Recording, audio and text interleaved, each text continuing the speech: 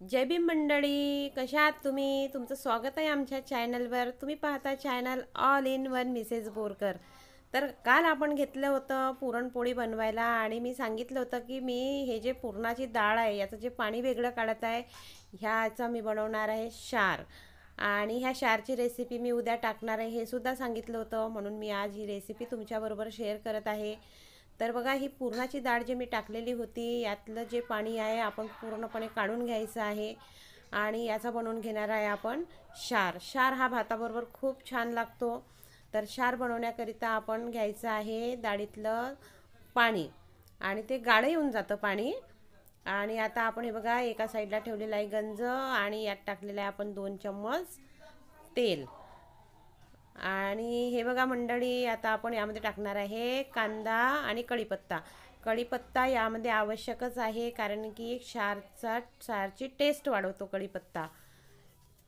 आणि म्हणून आता आपण हे बघा कांदा आणि टाकणार आहे कढीपत्ता. आम्ही जेव्हाही पुरणपोळी बनवतो तेव्हाही आम्ही शार बनवतो, हे सुद्धा मी कालच्या व्हिडिओमध्ये सांगितलं होतं तुम्हाला. आणि आम्हाला खूप आवडतो हा शार. शार आणि भात आणि सोबत कढी. तर आता यामध्ये मी टाकणार आहे थोडं अद्रक लसण आणि सांबाराचा पेस्ट टाकणार आहे यामध्ये. आणि याला आपण थोडं छान फिरून घ्यायचं, मिक्स होऊ द्यायचं आहे कमी आचवर. आणि आता सोबतच टाकणार आहे मी तिखट पावडर, हळद आणि काळा मसाला.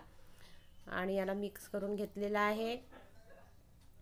चांगल्या पद्धतीने मिक्स करून घ्यायचं, होऊ द्यायचं तिखट थोडं तेलामध्ये, या पद्धतीने बघा.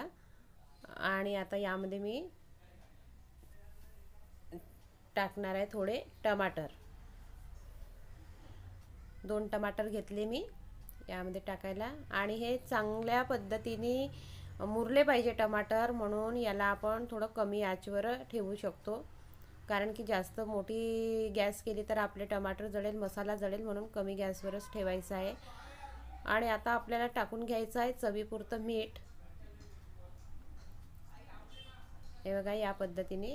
आणि आता जे आपण अद्रक लसूण सांबाराचा पेस्ट घेतला होता त्याचं थोडं पाणीसुद्धा टाकून घ्यायचं आहे यामध्ये. आपल्याला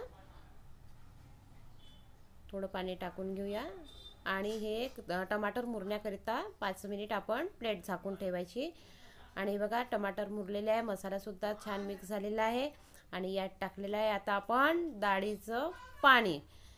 हे बघा. आणि खूप छान लागतं हे. आणि गाढं हे बघा, डाळीचं पाणी आहे, डाळीचा वरचं पूर्ण अर्क उतरलेला आहे. आणि छान गाढी आणि टेस्टी होते ही क्षार. थँक्यू.